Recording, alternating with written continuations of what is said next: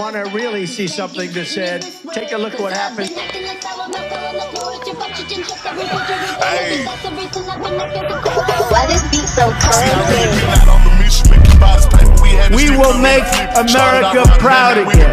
And you try to kill our citizens. We will make America wealthy again. And yes, together, we will make America great again. Ooh-wee. World of politics.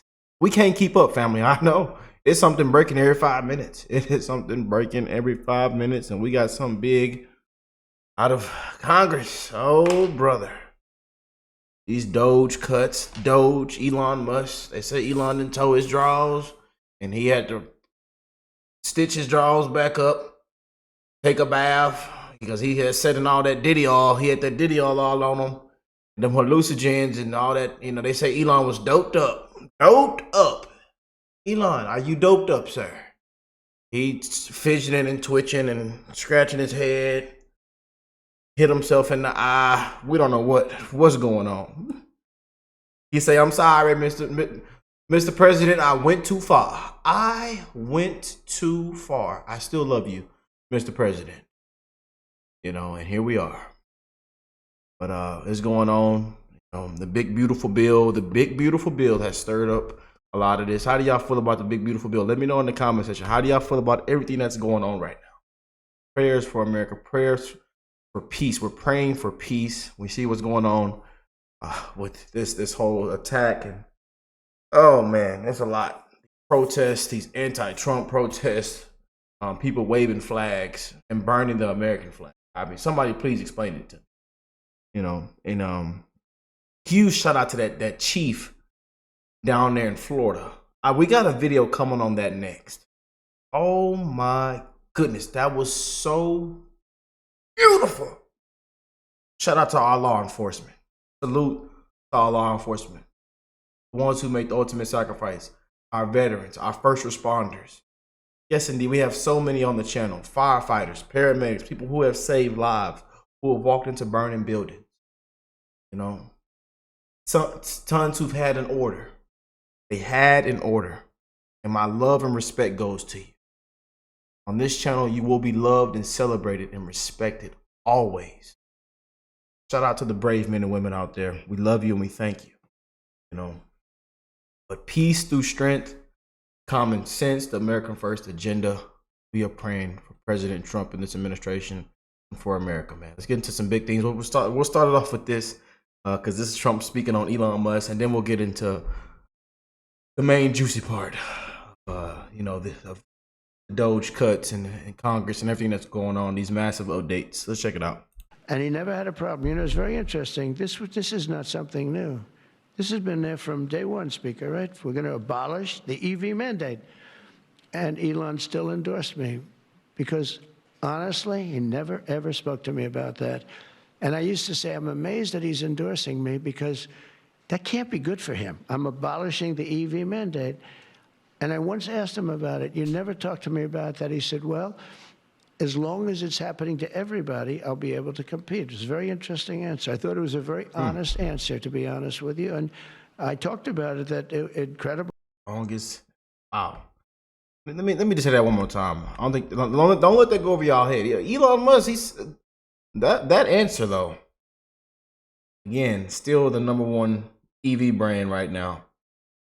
You know, those those data numbers from this last quarter, you know, wasn't what is expected. But hey, you know, people burning up dealerships and keying cars and this and that, and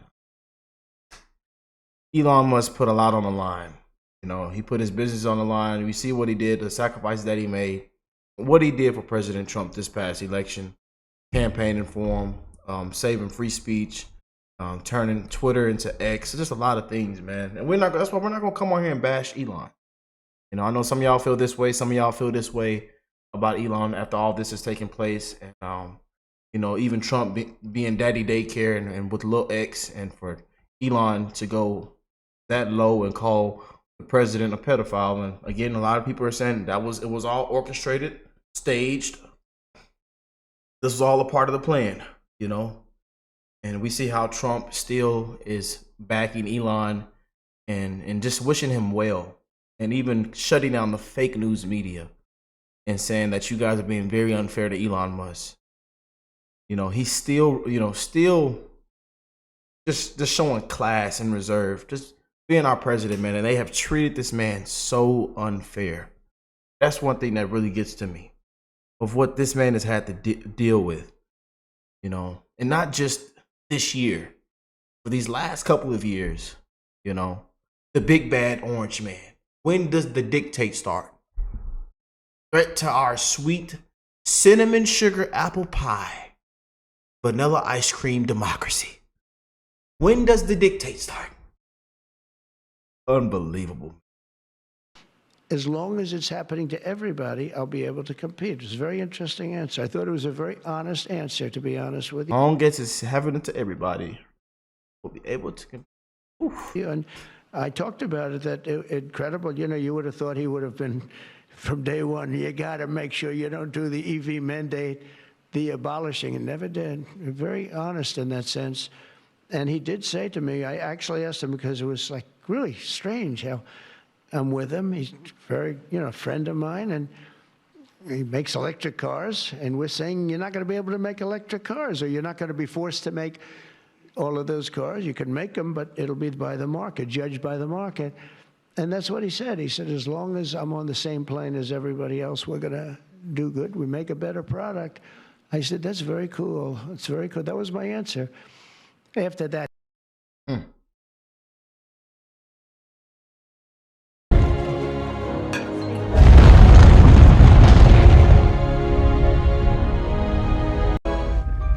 We really did have everything, didn't we?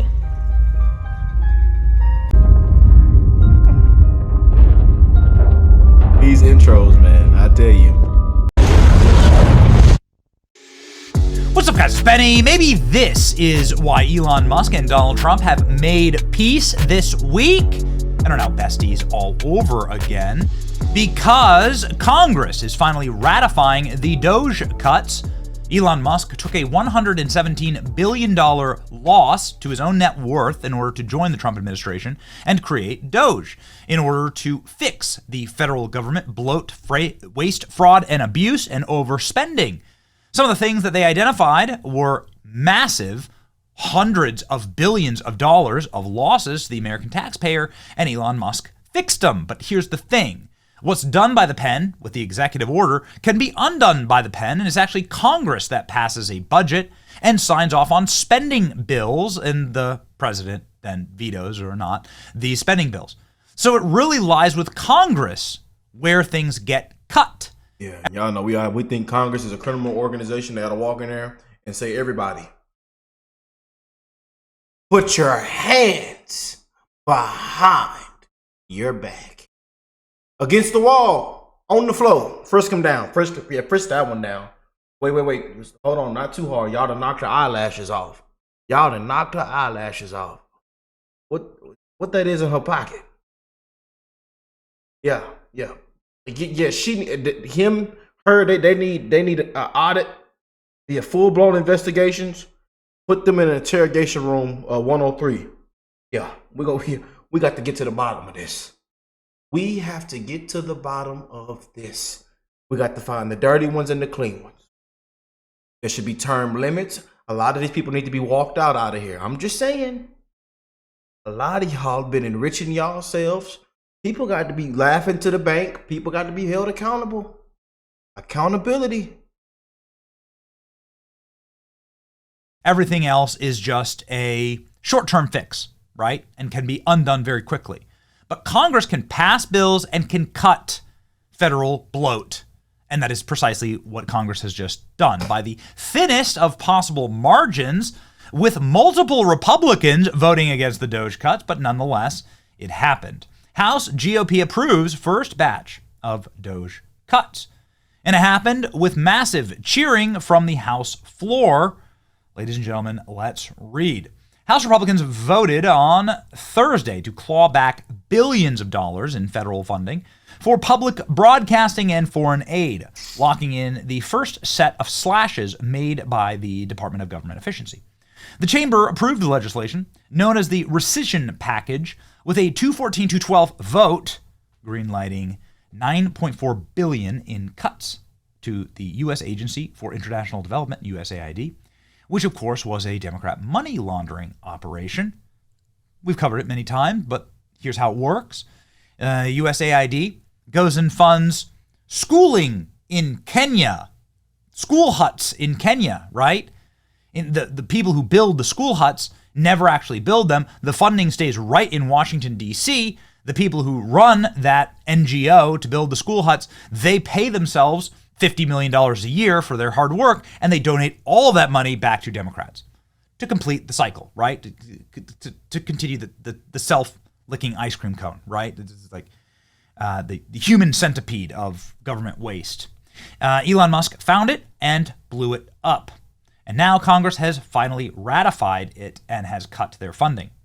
It also just cut the funding for the Corporation for Public Broadcasting, so PBS, which funnels dollars to NPR and PBS. Speaker Mike Johnson hailed the package a large step forward in the GOP's quest to bring down the $36 trillion and growing deficit. Today's House passage and the initial rescissions package marks a critical step towards more responsible and transparent government that puts the interests of American taxpayers first. Johnson said in a statement, "It is one of the ways that Republicans are codifying DOGE's findings and putting taxpayer dollars to better use." Despite the emphasis on the legislation, passage was not a sure thing. A handful of Republicans, moderates, cucks, voiced concerns about the packages leading up to the vote, taking issue with the cuts to public broadcasting. Really? Why exactly? Can any Republican figure that out for me? Can any Republican make a case as to why we need to fund NPR? I'm waiting. We're waiting. Please. But in the end, only 4 GOP lawmakers joined with Democrats in voting no, giving enough support to squeak through the chamber. The bill's fate in the Senate, however, remains unclear. A cohort of Republicans have aired qualms with some of the provisions in the measure, namely cuts to public broadcasting. Why? Why would you care about the cuts to public broadcasting? What the hell? Can somebody explain that to me? Why do I have to run a profitable channel? So we have employees here. It's a very small company. I'm a small business owner, and we don't get any federal funds. In fact, we get taxed up the ass, just like every other American. And so why don't I get a massive $1 billion from the federal? I'm a broadcaster. I do the public interest. I do stories that people should know about. What is the difference between me and PBS? Why should they and not Fox News get $1 billion? Why isn't the federal government funding Fox News? Okay, fine. You want to say you don't want to fund a, YouTuber? All right, fund Fox News. Why doesn't the money flow there? It's insanity that we fund NPR. It's insanity that we fund PBS. Yep. I'm so sick of this dinosaur logic. Anyway, Republicans are going to cuck out. We'll see if that happens in the Senate. Prompting questions of whether the package will make it to President Trump's desk for a signature. In accordance with the Impoundment Control Act of 1974, the bill is subject to a simple majority in the Senate, meaning Republicans can only afford to lose 3 of their own and muscle it through the chamber, assuming all Democrats vote no. Senate Majority Leader John Thune said the body is unlikely to turn to the issue until July, after the party finishes working on its big, beautiful bill of tax cuts and spending. We'll do reconciliation first. I'd expect that the rescission passage will be there in July timeframe. Thune said, adding the Senate could tweak parts of the legislation when it comes into their hands. For now, the successful vote marks a win for Johnson, who brought skeptical Republicans on board to pass the bill, hardline conservatives who upped the pressure on leadership to codify DOGE cuts and deficit concerns. And it came at an interesting moment for the Republican Party. Trump and Elon Musk, the brainchild of DOGE, fierce fighting and flailing last week, began the billionaire criticizing the marquee bill, devolved into personal insults, and a lot of that was, frankly, over the fact that the bill spent more money and added to the deficit. So now Elon Musk is getting what he asked for, right? Maybe this is why Donald Trump and Elon Musk have made up. Maybe Trump promising that he would get this through and defund NPR, PBS, and USAID.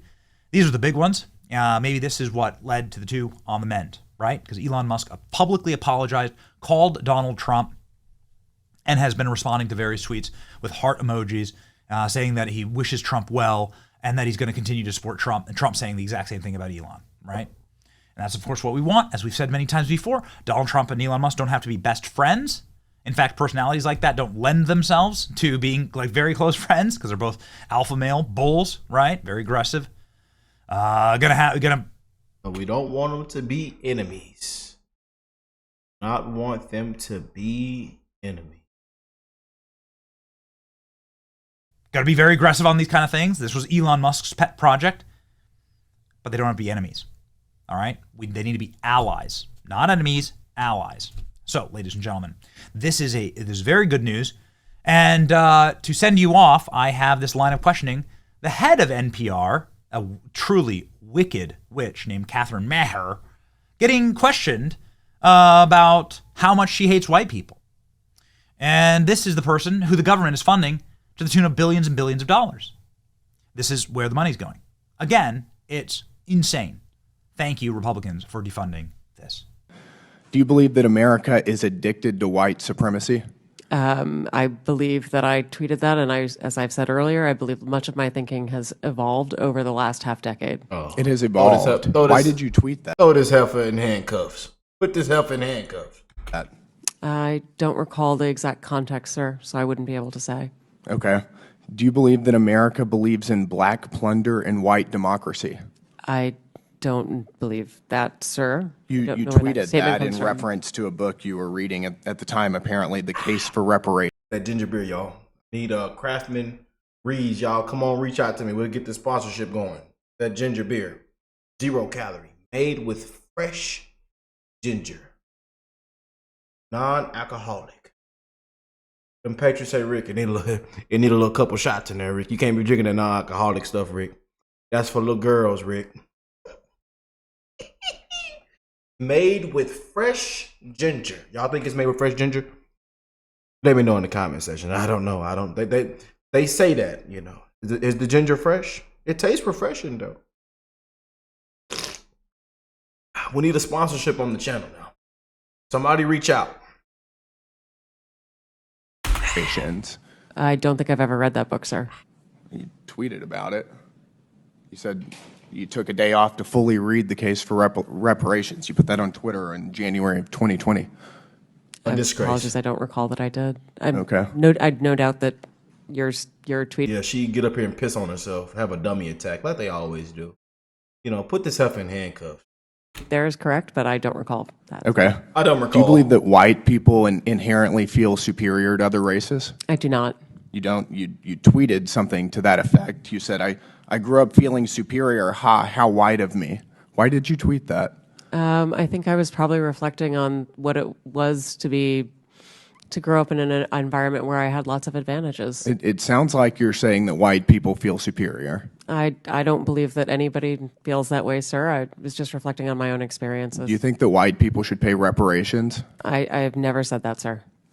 Yes, you did. You said it in January of 2020. You tweeted, yes, the North, yes, all of us, yes, America, yes, our original collective sin and unpaid debt, yes, reparations, yes, on this day. I don't believe that was a reference to fiscal reparations, sir. What kind of reparations was it a reference to? I think it was just a reference to the idea that we all owe much to the people who came before us. That's a bizarre way to frame what you tweeted. Okay, how much reparations have you personally paid? Sir, I don't believe that I've ever paid reparations. Okay, it's just for everybody else. I'm not asking anyone Seems to pay to be what you're reparations, sir. suggesting. Do you believe that looting is morally wrong? I believe that looting is illegal, and I refer to it as counterproductive. I think it should be prosecuted. Do you believe it's morally wrong, though? Of course. Of course. Then why did you refer to it as counterproductive? It's a very different way to describe it. It is both morally wrong and counterproductive, as well as being illegal. You tweeted, it's hard to be mad about protests in reference to the BLM protests, not prioritizing the private property of a system of oppression.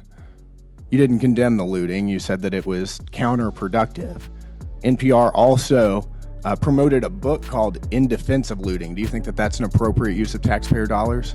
I'm unfamiliar with that book, sir, and I don't believe that was at my time at NPR. You tweeted that you read that book, but I don't believe that I did read. Defund them all, shut them all down, and let's keep winning. What y'all think? Oh yeah.